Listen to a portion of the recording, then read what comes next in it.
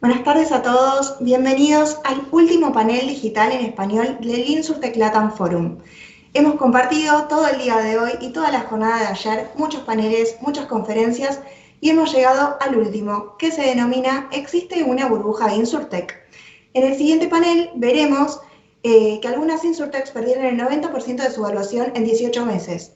Sequía, financiación, quiebras, despidos, se murió el ecosistema Insurtech. ¿Tiene sentido hablar del gran reseteo? Este panel es para apasionados del ecosistema Insurtech y veremos si llegamos a un consenso en la visión y, sobre todo, intentaremos entender qué nos espera en los próximos 18 meses. Para abordar este panel hemos convocado a representantes de HCS Capital, Alaya Capital y Consorcio. Recuerdo a quienes estén mirando en vivo que pueden hacer todas sus preguntas y se estarán respondiendo en vivo por los speakers. Ahora sí, para moderar esta sesión le doy la bienvenida a Hilario Di Thiago. Él es el presidente de Vox Insurance. Bienvenido, Hilario, ¿cómo estás? Hola Natalia, encantado de estar con ustedes. El gusto es mío. Bueno, te dejo con tus panelistas de lujo para moderar esta sesión y vuelvo al cierre y los estaré mirando desde aquí. Bueno, maravilloso. Bueno, encantado de estar con todos ustedes y mucho más acompañado por este panel de lujo. Un grupo de chilenos, todos, donde me siento a gusto porque tengo una hija chilena, así que me siento como parte del grupo, pero muy entusiasmado por el tema que vamos a abordar. Así que creo que lo mejor que podemos hacer es arrancar con unas breves introducciones. Quizás partimos por Alex y luego seguimos en el orden de la pantalla. Claudio, seguido de Tomás. ¿Le parece? Alex. Perfecto, muchas gracias Hilario y muchas gracias a Insurtech LATAM Forum por la invitación y Hilario, agradecido que animes este forum. Bueno, yo soy un apasionado del mundo financiero y de la tecnología. Mi carrera ha sido siempre en el mundo tecnológico, muchos años en McKinsey, 13 años, especializado en banca seguro, luego en el grupo Allianz en Múnich, especializado en creación de nuevos negocios, y en estos últimos 7, 8 años trabajando en el mundo de las inversiones en HCS Capital, donde soy uno de los cofundadores. HCS Capital es un VC basado en Miami, con oficinas en Santiago y en Tel Aviv. Estamos especializados en el mundo fintech y en el mundo de seguros.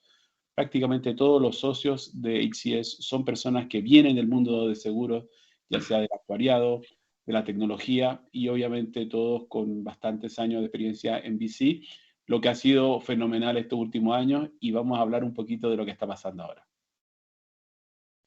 Maravilloso. Claudio. Hola y muchas gracias por la invitación. Yo soy Managing Partner de Alaya Capital. Antes de esto fui emprendedor, vendí una compañía bastante joven y hice gran parte de mi carrera también manejando Wayra, que era el Corporate Venture Capital de Telefónica, y ahora ya hace unos buenos años en Alaya Capital, que es un fondo que invierte en América Latina de habla hispana. Básicamente invertimos en México, Colombia, Perú, Chile, Argentina, en fases semilla y series A. Nuestros últimos fondos de $80 millones, y entre nuestras compañías invertidas están Betterfly y 123 Seguro, que son justamente del mundo Insurtech, y Betterfly sin duda hoy día uno de los grandes casos de éxito que hay en esta industria, así que muy contento de participar en este seminario. Fenomenal. Tomás.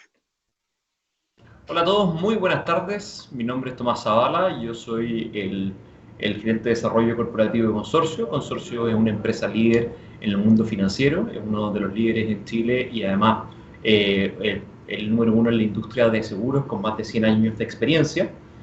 Nosotros partimos en el mundo del Venture Capital hace 3 años y un poco más atrás, hace casi 4 años atrás, formando el primer Corporate Venture Capital de la industria financiera en Chile, y llevamos bastantes inversiones en el cuerpo, por lo tanto estoy muy contento de esta invitación y poder compartir nuestra experiencia con ustedes. Maravilloso. Probablemente una breve introducción de mi lado para que sepan quién es el moderador. Mi nombre es Hilario Triago, yo soy venezolano de origen, tengo 23 años en la industria aseguradora, 16 de ellos como asegurador, trabajando en lo que era RSA Seguros o Royal and Son Alliance.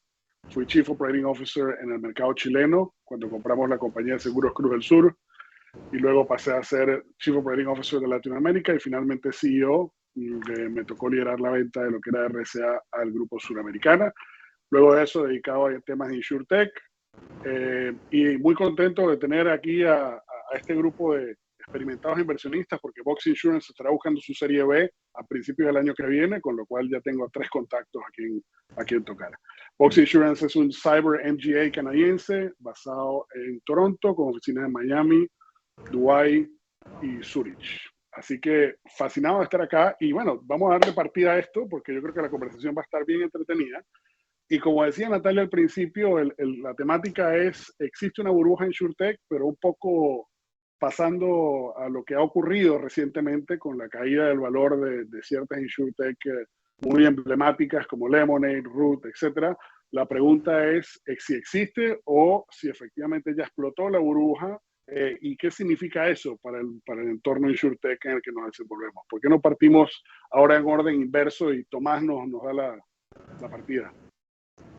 A ver, vamos por partes. Yo creo que lo que hay, más que una burbuja que se reventó, es una reevaluación de los activos. O sea, en el contexto macro en el cual las tasas están subiendo y han subido fuerte, y de hecho hay incertidumbre si pueden seguir subiendo fuerte, principalmente en el mercado americano, lo que vemos es que todos los activos que son de mayor riesgo y con retornos más largo plazo, en particular este es el caso de la industria de InsurTech, han sufrido caídas en las valuaciones importantes, principalmente en los mercados públicos. En los mercados privados toma un poquito más de tiempo que esos precios reflejen el contexto en el cual están.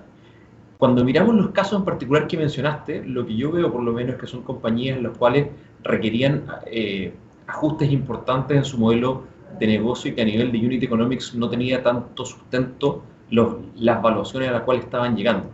Entonces, creo que este contexto en el que estamos ahora es un contexto en el que efectivamente las valuaciones caen, van a caer transversalmente, pero también se va a discriminar mucho mejor entre las compañías que tienen un mayor nivel de sostenibilidad en el tiempo, dado sus modelos de negocio y crean valor de forma real, tanto para las otras compañías del ecosistema como para los clientes, y las compañías que no son capaces de crear eso y que lograron su crecimiento y su posición en base a variables que no eran muy sostenibles en el tiempo, como un gasto en marketing limitado o unit economics que no eran sustentables pensando en un horizonte más largo. Entonces, más que burbuja, yo creo que es un ajuste súper importante, es un ajuste importante que va a tener ciertos dolores en el corto plazo, pero en términos del futuro de la industria, va a fortalecer a esta industria para que tenga un crecimiento más sano hacia adelante. Interesante. Y usaste una palabra que me llama mucho la atención y que vale la pena para darle la pasada también ahora a Claudio, que tiene que ver con la sustentabilidad, ¿no? Es decir, sustentabilidad que puede ser vista desde muchos puntos de vista. Desde el punto de vista de la sustentabilidad, de la evaluación, del modelo de negocio, pero también de la gestión de esas empresas a largo plazo. Entonces, Claudio, ¿cómo ves tú ese tema de la sustentabilidad en particular? Mira, la verdad es que es súper importante mirar todo esto, no solamente con el contexto del día de hoy, sino que con el contexto de los últimos años, ¿no? Durante la pandemia, todas las compañías tecnológicas subieron de valor, tanto en el mercado privado como en el público. Hubieron super rondas, hubieron empresas valorizadas en quizás cuánto dinero. Y te hablo de todo, ¿no? Desde InsurTech, FoodTech, FinTech, PropTech y cual tech quieras poner detrás. Subió de valor con pandemia y ahora baja por ajuste, como dice muy bien Tomás. Entonces no me gusta hablar de burbuja, y menos en el mundo InsurTech, donde la verdad es que todavía hay súper pocos casos, ¿no? Entonces esto es un ajuste de algo que subió, y todo lo que sube algún momento tiene que bajar.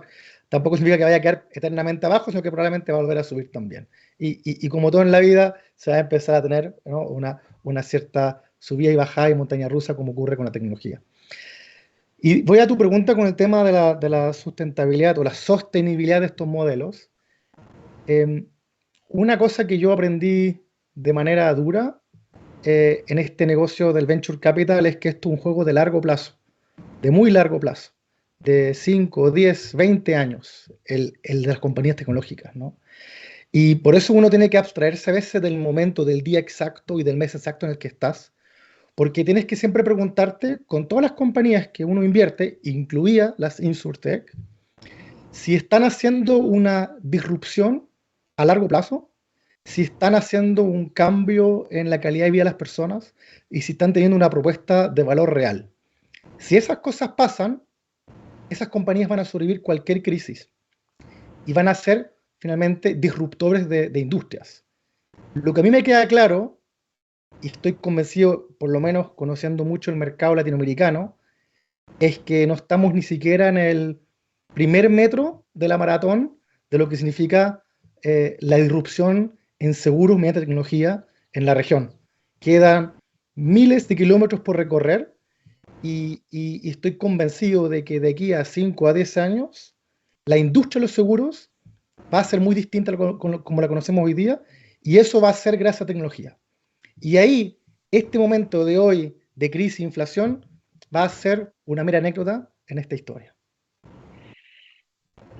Sonó hasta poético eso que dijiste ahorita. Y los que somos creyentes de InsurTech tenemos que decir amén a esos comentarios que acabas de dar. Pero me gustó mucho porque tocaste un tema que es central y que Alex, tú y yo lo hemos conversado en ocasiones anteriores, que tiene que ver con, dado los ciclos que menciona Claudio, estos son ciclos de 5, 10, 15 años, ¿cómo ves tú el tema de la madurez de InsurTech o de las InsurTech en Latinoamérica? Es decir, Claudio dice, estamos en el primer metro de la maratón, pero que llevado a términos, digamos, de modelo operativo, significa que todavía queda mucha innovación entonces por delante. Y la pregunta para ti es, bueno, ¿cómo ves tú el camino recorrido, dada la madurez incipiente que apunta a que tenemos hoy en día, como dice Claudio, y qué queda por recorrer, al menos en los próximos años que tú tengas visibilidad o visión en ese tema? Claro, no, con mucho gusto. Mira, yo sí creo que el tema es muy interesante porque lo que hemos visto ahora en las correcciones, sobre todo en el mundo de InsurTech, son correcciones que para un asegurador era, como quien dice, un accidente waiting to happen, ¿eh? Yo creo, si yo miro los casos más emblemáticos, y es porque son conocidos y es porque son compañías públicas, Metromile, Root,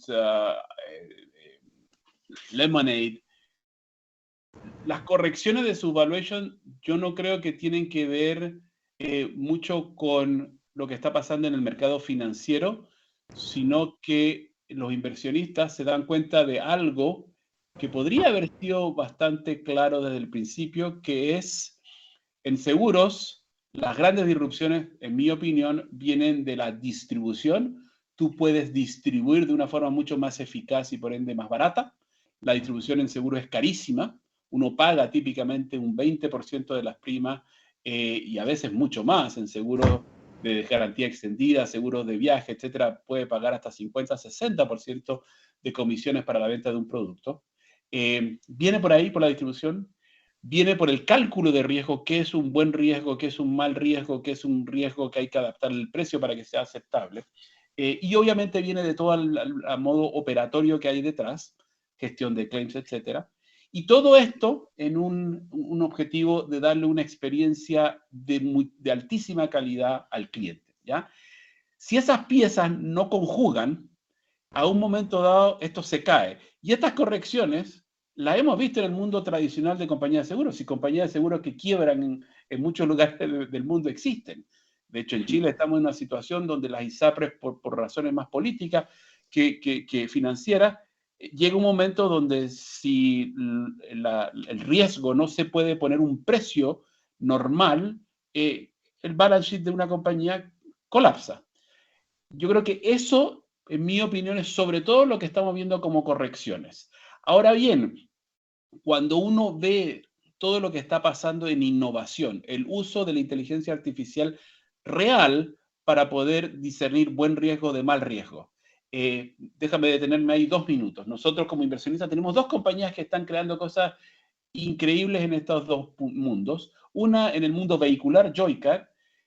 Acaban de salir los estudios matemáticos que se pidieron hacer por expertos en Estados Unidos y se demostró que la calidad de la data que viene del vehículo es 10 veces de mejor calidad de predicción que la data declarativa de un cliente, ¿ya? Un ejemplo. Segundo ejemplo, tenemos una compañía de ciberseguridad, Dinexus, en California. Ellos obtienen información del interior de una compañía para detectar lo que va a ser posiblemente un ataque de ciberseguridad en el mundo industrial, ¿ya? Esas capacidades de tener tanta data, capacidad de proceso, matemática avanzada, eso en el mundo de seguros no existía, no era posible hace años atrás. Yo menciono estas 2 porque las conozco, pero hay sin duda muchas más, en el mundo de la salud, en el mundo del wellness, etcétera. Pero estos son modelos que se anclan basados sobre data analítica, precio del riesgo, donde uno matemáticamente puede prever lo que va a pasar, hablando del punto de vista estadístico. ¿Por qué me detallo esos casos? Porque si tú no tienes disrupciones profundas que realmente cambian la ecuación económica de un asegurador, es un tiempo, es una moda. Inversionistas que quizás conocen poco cómo funciona el mundo financiero en el mundo de seguros, que parece ser simple, pero es bastante complejo. Y obviamente eso a un momento dado colapsa.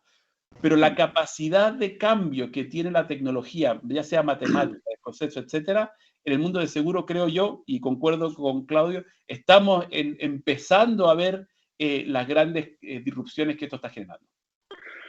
Y me parece fascinante el tema porque aquí entonces empezamos a entrar en cierta conjugación de criterios, como tú mencionaste ahorita, que es la captura de datos, la utilización de Big Data, de todo ese tema para poder tener mayor predicción y predicción, pero que de alguna manera, cuando lo vemos de cara a quienes hacen esa utilización de la data, en algunos casos son insurtechs puras y duras que están aprovechando que su modelo de negocio está verticalmente integrado, pero lo mismo le pega a las incumbentes, porque las incumbentes que son clientes de Joycar deberían tener esa capacidad analítica para poder sacar provecho de lo que Joycar les permite tener, para poder tener mayor predicción, y eso toca sus modelos operativos en sí mismos. ¿Tú has visto evidencias en esa curva de madurez que también dan cuenta de que los incumbentes están empezando a recorrer ese camino de modernizar sus modelos operativos para poder hacer uso de esas capacidades tecnológicas que inevitablemente están consumiendo? Yo lo he visto, pero también hay que entender el mundo de seguros. Las compañías de seguros que existen hace mucho tiempo, cuando uno dice mucho tiempo en seguros son más de 100 años, ¿ya? Uh-huh. Cuando uno es asegurador y toma el riesgo de vida de una persona que tiene que ser capaz de pagarle primas o tiene que pagarle una compensación al final de una vida, el horizonte de tiempo que uno tiene es decenas de años. Eso quiere decir que uno tiende a ser bastante conservador, ¿ya? En el mundo de seguros es muy difícil encontrar gente con esta mentalidad de quick buck, vamos a ganar plata así rapidito. Es un mundo mucho más conservador de largo plazo. Pero por el otro lado, es un mundo que tiene un poder financiero enorme y que se ha dado cuenta que estas innovaciones, ya sea en matemática, captura de datos, etcétera, sí generan beneficios profundos, ¿ya?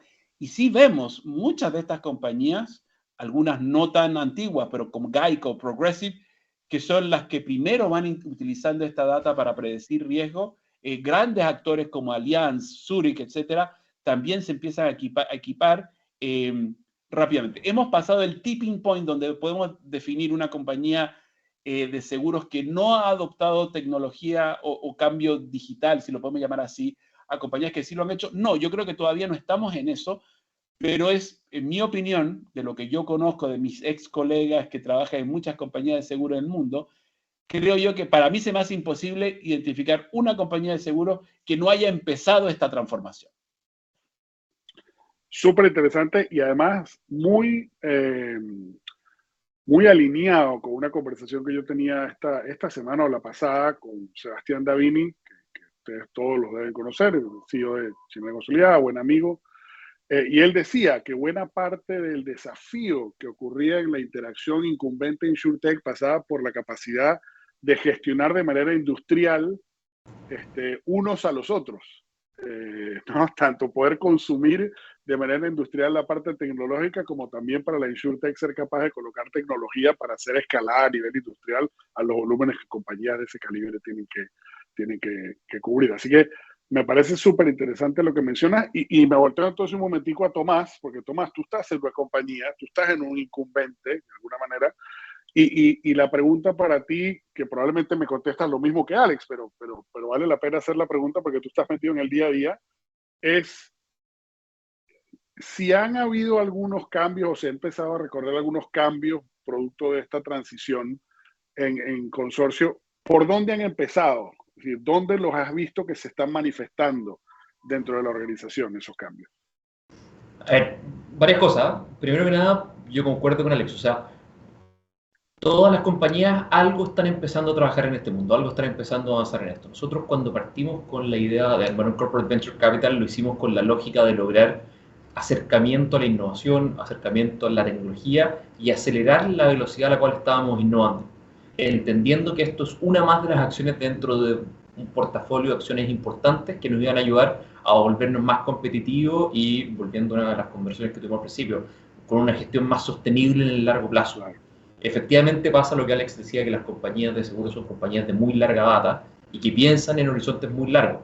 Nosotros, en la escala de Alex, que eran 100 años, ya es una compañía que tiene historia, nosotros tenemos 106 años, así que pasamos justo el límite. Somos de los más jóvenes dentro de los que Alex considera que tienen madurez en el mercado. Pero, habiendo dicho eso, pasa mucho que pensamos en horizontes largos, pensamos en productos de largo plazo, en productos, por ejemplo, en Chile muy vinculados al modelo de pensiones de Chile, pagamos rentas vitalicias, o sea, jubilación de gente que le tenemos que poder pagar todos los meses su jubilación durante los próximos 30, 35, 40 años, lo cual nos hace pensar súper en largo. Entonces, en ese contexto, cuando partimos con esto, y ahora sí voy a tu pregunta después de darme una vuelta muy larga. Oh, no, está maravilloso el contexto, no, dale. Ya empezamos a ver algunas cosas. Por ejemplo, nosotros somos clientes de Joycar. Nosotros vendemos un producto de auto por kilómetro que nos fue muy bien durante la pandemia. Cuando en la pandemia en Chile la gente manejaba muy poco, se dio cuenta que estaba pagando caro por un seguro de auto y podía tener un auto, o sea, un seguro que era proporcional a cuánto manejaba. Y eso efectivamente le generaba una ventaja gigante en términos de precio y a nosotros nos ayudó contar con ese producto ya desarrollado con un muy buen socio como Joycar. Otros temas en los cuales hemos innovado mucho es, y aquí combinamos trabajo interno con trabajo externo, es todo lo que tiene que ver con Advanced Analytics. Como compañía formamos un área de Advanced Analytics de un tamaño relativamente grande para nuestra escala, pero además trabajamos con otros partners que tienen desarrolladas soluciones muy complejas en ámbitos muy específicos, en los cuales para nosotros desarrollarlo sería o muy caro o muy difícil, pero ellos nos generan una ventaja competitiva. Temas de riesgo, temas de evaluación de información de mercado, integrar diferentes fuentes, trabajar con redes sociales, cosa que ya hay harto know-how que podemos traer desde afuera sin tener que desarrollarlo interno. Todos esos pequeños cambios van sumando un montón de cosas. Y adicional a eso, yo creo que, tomando un punto que dijo Claudio, que habló de que las buenas compañías eran las compañías que generaban un valor, que generaban una diferencia, que hacían una diferencia entre que estén o no estén en el mercado, con otras palabras, ¿sí? Y Alex, de que habló de esto, de lograr trabajar con los incumbentes, yo creo que hay varias áreas adicionales a las que mencionó Alex que creo que van a ser importantes hacia adelante. Y son temas en los cuales nosotros estamos destinando recursos, poniendo foco.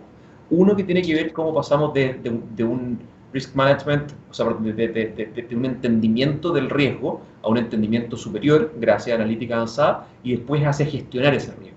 Así como podemos pricear mejor el seguro de alguien si sabemos cómo conduce, también podemos llegar al punto de que tratamos de que conduzca de una forma diferente, dándole los incentivos correctos. Entonces, no solamente ponemos el precio correcto al riesgo, sino que gestionamos el riesgo de esa persona. Y ese es un salto bastante grande que tiene que ver con los riesgos de salud, tiene que ver con los riesgos al manejar, tiene que ver con los riesgos de un hogar en términos de qué tan protegido está, etcétera, cosas de ese tipo. Y esa gestión del riesgo creemos que es algo que trabajado con buenos socios puede generar una ventaja competitiva. Otro tema también es cómo nos metemos mucho más en ecosistemas, cómo participamos como un asegurador embebido dentro de ecosistemas, lo que nos permite trabajar con partners y llegar a que la gente pueda asegurar sus bienes sin tener casi que interactuar con una aseguradora, sino que a través de un tercero dentro de otra experiencia. Y finalmente, cómo desarrollamos productos que se ajustan a los cambios de vida que han tenido los consumidores. Antiguamente, si uno mira un baby boomer, era comprarse una casa muy grande, con electrodomésticos muy grandes, con un auto muy grande y un televisor muy grande, y todos esos bienes grandes había que asegurarlos.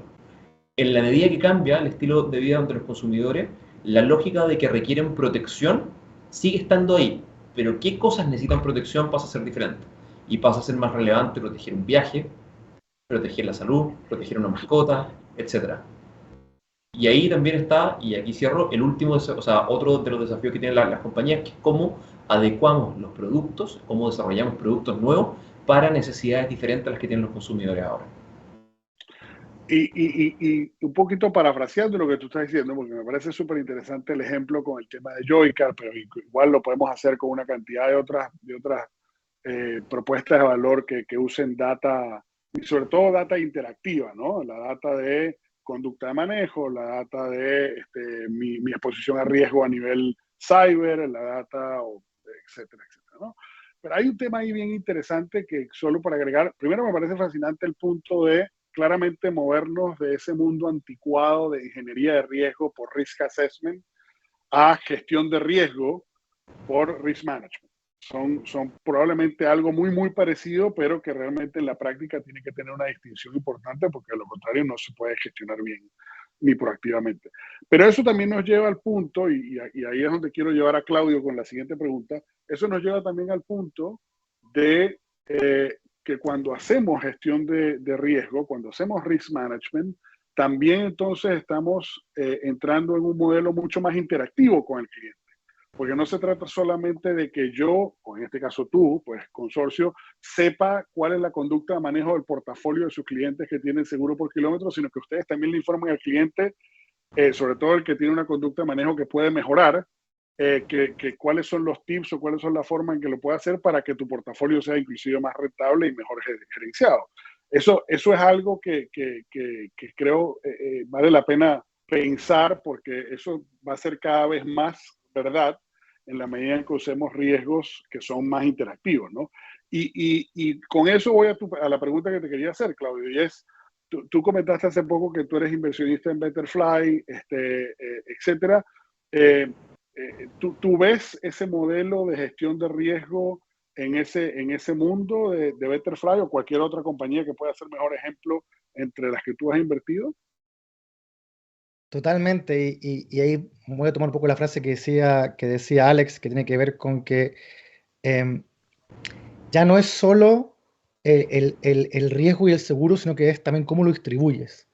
Y déjame hacer un doble clic ahí y despeinarme un poco, pero yo creo que no había cosa más aburrida y fome que los seguros en la vida, ¿no? Y el seguro hipotecario, si venía el antiguo vendedor de seguro de tu casa, tú no le querías abrir la puerta, o sea, era todo... Yo te puedo desafiar eso porque yo vendía merengadas para perder peso, pero en todo caso, adelante. No, o sea, a lo que voy es que siempre para el cliente, para las personas, no para los que trabajamos en esto, el mundo del seguro era un cacho, un problema, o a veces tú decías, oye, mira, me acaban de meter un seguro aquí entre medio, y todos sabemos cómo lo percibimos los usuarios. Yo creo que el cambio y la gran disrupción viene en ese sentido, cuando el seguro ya no es visto como algo que es obligatorio o que me quieren meter un seguro por tal cosa, sino que es porque le veo el real valor en mi vida a ese seguro. Y es un poco dar vuelta a la caja, que es lo que también pasó con Betterfly, que es, no tomo un seguro de vida porque lo veo como algo negativo. Te puedes morir, necesitas un seguro de vida. Sino que al revés, lo veo como algo positivo porque mientras mejor calidad de vida tengo, mejor seguro tengo, y al final le das un poco la vuelta hacia lo positivo. El seguro siempre ha estado asociado a lo negativo. Se me va a quemar la casa, me van a estafar mi tarjeta de crédito, me voy a morir, me va a pasar un cáncer, ¿no? Y por eso compra un seguro. Yo creo que viene un poco al revés.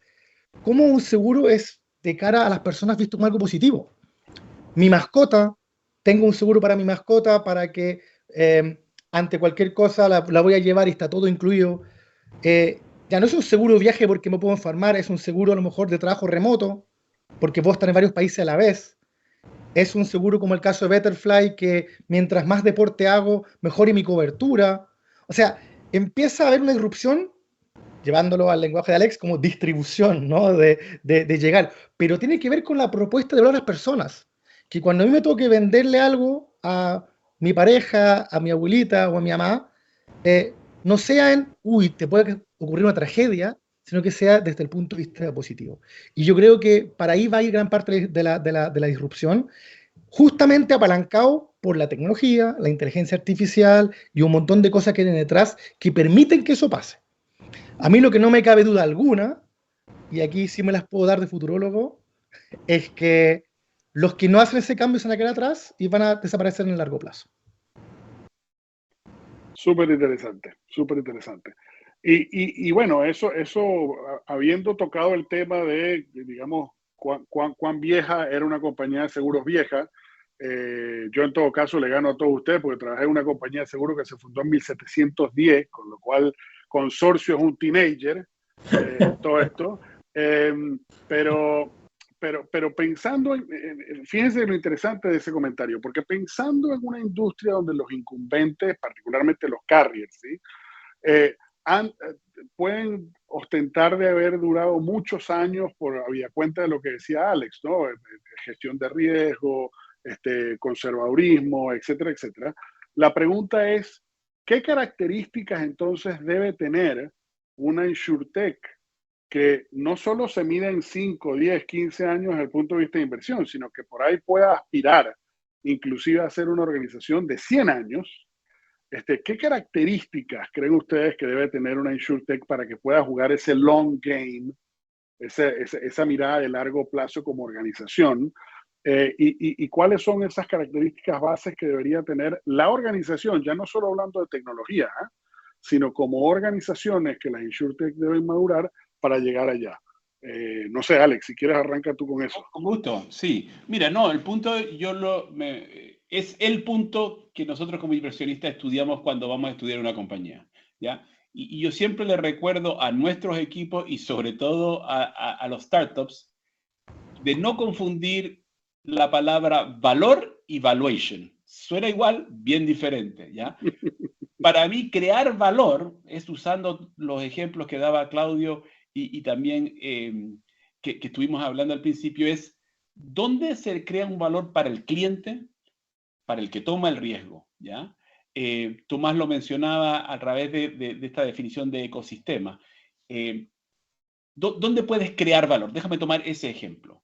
Tú puedes crear valor durable, o sea, algo que en el tiempo va a seguir existiendo, si tú puedes ayudar a tu cliente a manejar un riesgo mejor, sea el riesgo de vida, como lo decía Claudio, sea el riesgo de conducción. Joycar, por ejemplo, es capaz de decirte cuál es la probabilidad de que esta persona choque. Se dio un caso bien medio trágico. Hicieron un piloto en México con un número bastante grande de conductores y cuando se hizo el análisis de riesgo salía una persona fuera de los charts, ¿no? O sea, una forma de conducir terrible. Y era solo un test, decía, mira, esta persona es un riesgo, pero enorme. Esta persona tuvo un accidente fatal, porque efectivamente la matemática sí sabía que esta persona tenía un riesgo altísimo de tener un accidente grave. Pero, ¿dónde podrías crear valor? Oye, hablar con esta persona y decirle, mira, la probabilidad que tú tengas un accidente fatal, si tú sigues haciendo esto, es de una probabilidad muy alta, digamos. Lo puedes aplicar esto a cosas inclusive industriales. Tomo de nuevo el ejemplo de Dinexus. Dinexus que analiza, digamos, plantas de producción de energía, es capaz de decirle al director de riesgo, al director financiero, la probabilidad que te ataquen en este lugar es tanto y el costo de ese ataque va a ser Y, ¿ya? Oye, le estoy ayudando a ese cliente industrial a prevenir un mal evento, ¿ya? En el caso de Joycar, por ejemplo, en Estados Unidos, con las flotas que ellos aseguran, desde que el momento de que el cliente empieza a utilizar el device, antes de comprar un seguro, se le transparenta cómo su flota está manejando, se le da un ranking, tú estás manejando en el porcentil 30, 40 o 10 de los mejores o peores conductores del área, ¿ya?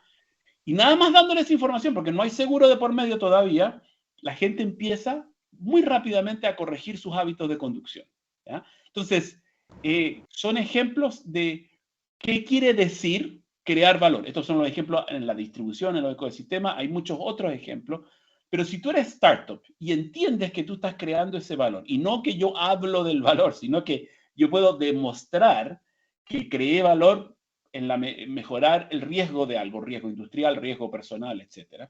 Matemáticamente tú lo puedes demostrar. Eres una compañía que va a durar por muchísimo tiempo porque ese valor tiene mucha importancia para las personas, para la industria y sobre todo para el que absorbe el riesgo, ¿ya? Si tú dices, bueno, lo que pasa es que yo he vendido mucho, ¿y dónde está el valor? Está en el hecho de que yo he vendido mucho, aunque he perdido plata vendiendo mucho. Lo exagero un poco, pero hay mucho o había mucho de eso.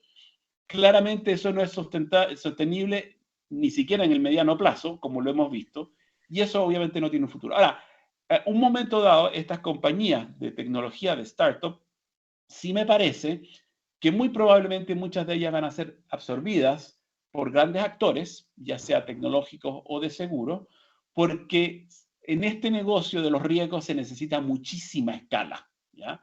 O sea, cuando uno habla de un portafolio de 100 millones de cualquier tipo de riesgo, es un portafolio pequeño, ¿ya? Entonces, se necesitan muchas espaldas.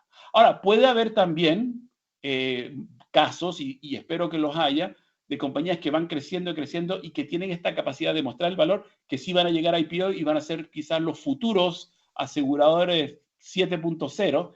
Eso sin duda va a pasar. Pero yo creo, para resumir, la forma de asegurarte que tu idea, tu concepto, tu startup, tu compañía va a estar aquí en el futuro es, ¿estás realmente creando valor o no? Y eso, hago un comentario respecto de eso y después voy con la pregunta que le voy a lanzar a Claudio seguido de eso. Y Tomás, te doy la pasada para que tú también opines, porque yo creo que esto es súper enriquecedor verlo desde todos los puntos de vista, porque cuando tú dices ese tema de creación de valor, Alex, y cuando hablas de, háblame de cuánto valor has creado, no de cuánto valor has vendido, aunque pierdas dinero. Entonces, ahí inevitablemente va a tener que venir algún modelo de ajuste respecto de los múltiplos de evaluación sobre top o bottom. Porque en ese mismo orden de ideas, cuando hablamos de compañías tecnológicas, típicamente, yo no soy venture capital, así que por favor corríjanme abiertamente, pero las compañías tecnológicas las evaluamos sobre top line, múltiplos sobre top line, y las compañías de seguro las evaluamos sobre múltiplos del bottom line, donde habla y dice relación de ese conservadurismo.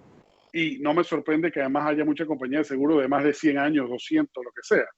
Entonces, ahí debería haber algún ajuste en algún momento también, me imagino yo, de los modelos, porque efectivamente ya han sido varios ciclos por lo que hemos pasado.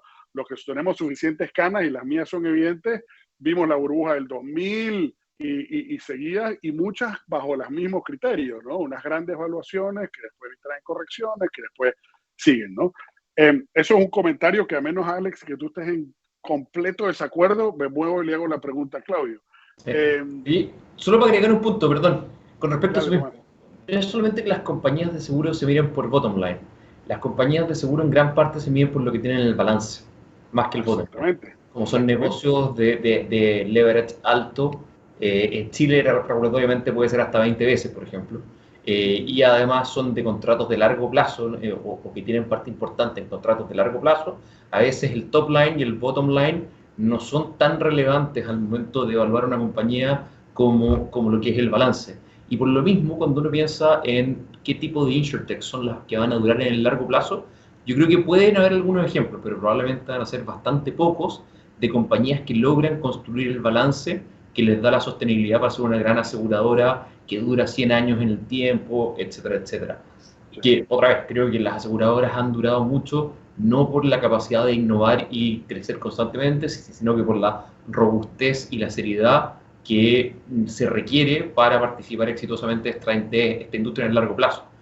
Entonces, concuerdo con Alex, yo creo que la mayoría de las compañías que duren en el largo plazo son las que logren esa creación de valor, pero van a ser muy pocas las que logren transformarse en una aseguradora estable con balance grande, por llamarlo de alguna manera.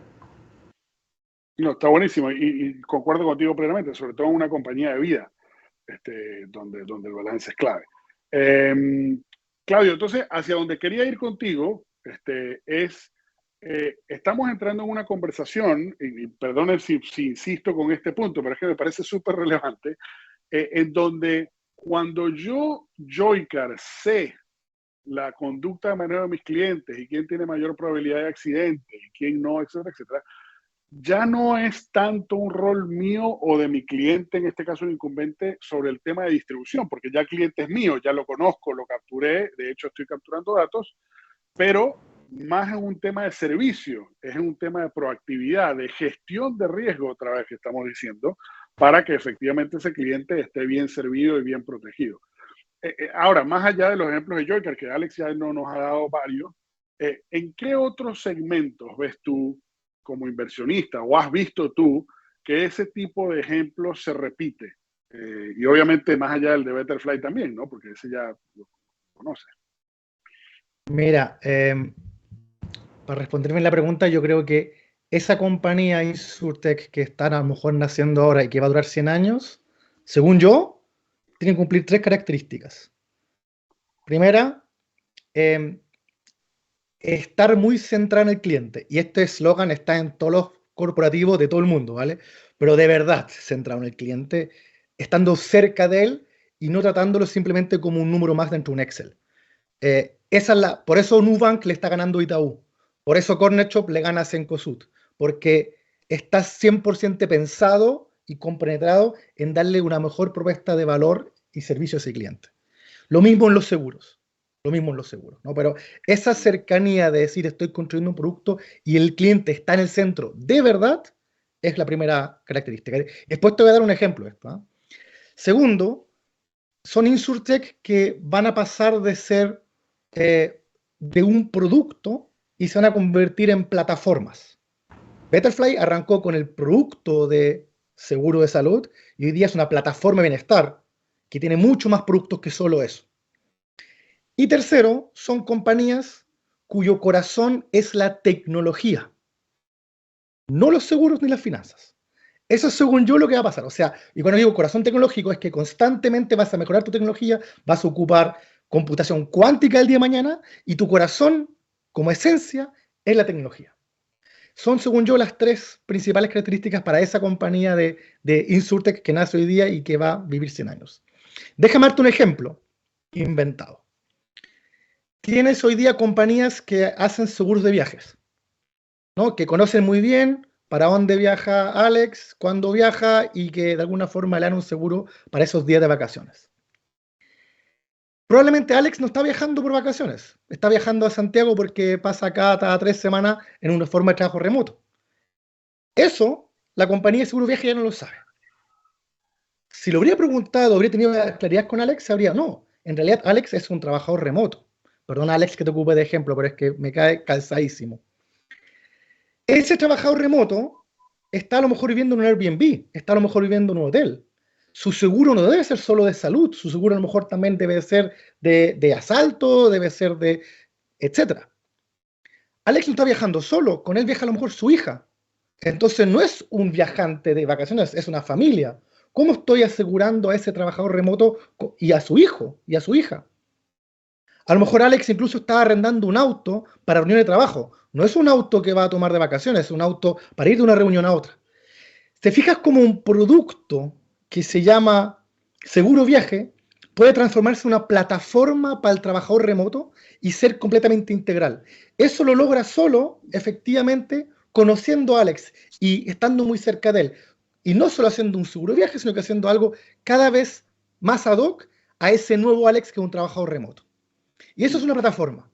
Y si yo ocupo la tecnología de forma constante en eso, en ese vehículo arrendado con Joycar, en saber perfectamente si Alex está en un Airbnb, en un hotel, o está en la casa de un amigo, saber, etcétera, etcétera, etcétera, estoy empezando a hacer una Insurtech que puede durar justamente 100 años, ¿no? Que no va solo a lo que hablamos recién de la espalda financiera, porque muchas veces puede ser que a lo mejor ni siquiera necesitan tener la espalda financiera, sino que, como decía Tomás, se conectan con un tercero, ¿no? Que son los que manejan ese riesgo financiero. A lo que voy es, yo creo que el que va a terminar ganando el juego en el largo plazo y va a ser ese futuro Nubank de los Insurtech, va a ser aquel que ocupa tecnología, se convierte en plataforma y soluciona un problema real de la persona.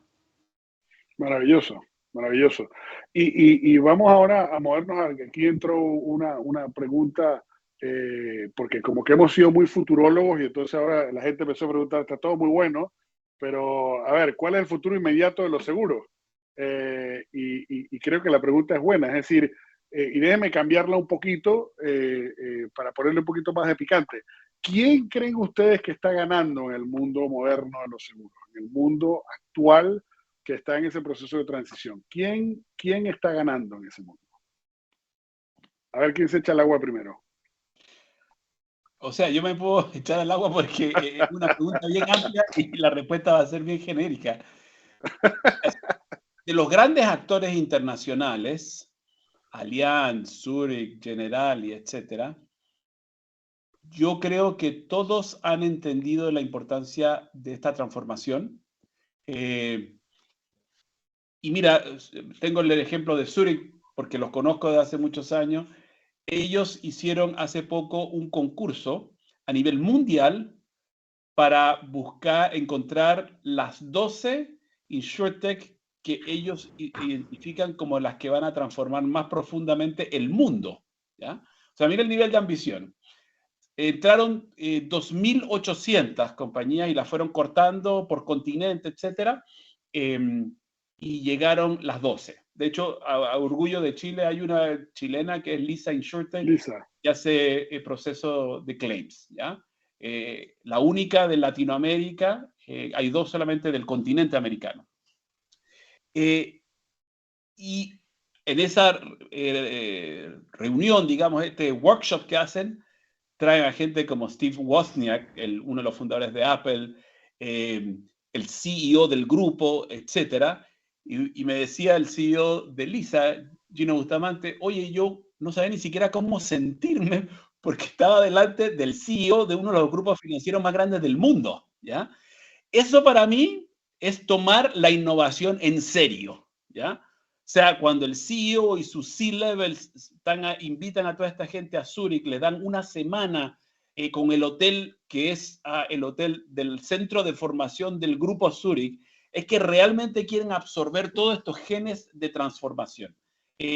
Cito ese ejemplo, Allianz tiene cosas parecidas a Múnich, etc. Los ejemplos que daba Tomás de consorcio también. Entonces, yo no diría hoy que hay uno que está súper avanzado, etcétera. Son movidas diferentes. Grupo Allianz lanzó un corporate VC de $1.500 millones. Hay otros grupos que hacen innovaciones de forma diferente. Pero yo creo que es todo este mundo que se va moviendo. Ahora, lo que sí es las compañías de seguro más pequeñas, o sea, compañías que tienen balance sheet de 5.000 millones para abajo, sí se hace complejo. ¿Por qué? Porque tener equipos de analítica, equipos de reconocimiento de imagen, de telemática, de IoT, es requete complicado porque no te da la talla, ¿ya? Entonces, ahí tienes la decisión de colaborar con startups, con diferentes tipos de actores, o la verdad que te vas a ir quedando atrás. Y lo que pasa en estos mercados es que los que se van quedando atrás, sin duda los balance sheets grandes, de 100 billion, etcétera, van absorbiendo a las compañías más pequeñas. En el mundo de InsurTech, yo creo que estamos recién empezando a ver algunos actores que sí crean la diferencia. Lo que yo llamo InsurTech 1.0 son actores que demostraron que la interacción digital podía crear valor.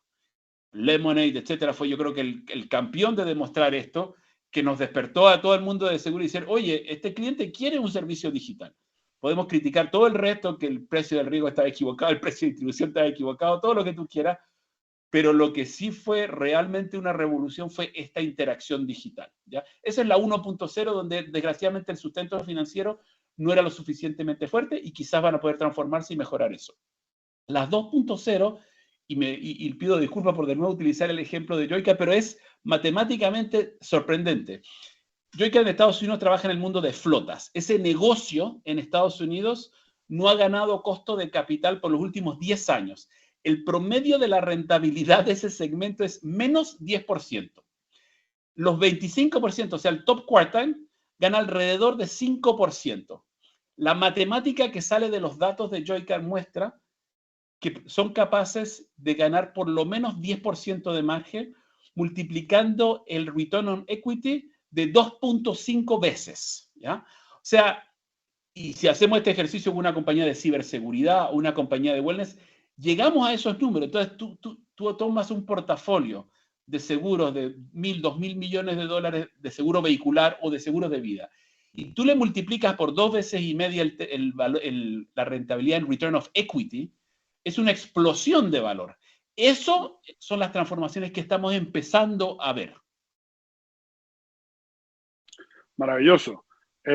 Bueno, yo tengo que coincidir contigo de lo maravilloso que fue el Zurich Innovation Championship, porque Box es una compañía invertida de Zurich, con lo cual tengo que estar orgulloso de nuestro inversionista y de lo que está haciendo. Ahora, un tema que creo que sí es importante, ahí me interesa la opinión de Tomás, que hizo un corporate VC y todo este tema, y por ahí nos estamos ya acercando al final, así que seguramente Natalia me hará una seña, pero eso que mencionas, Alex, Tomás, respecto de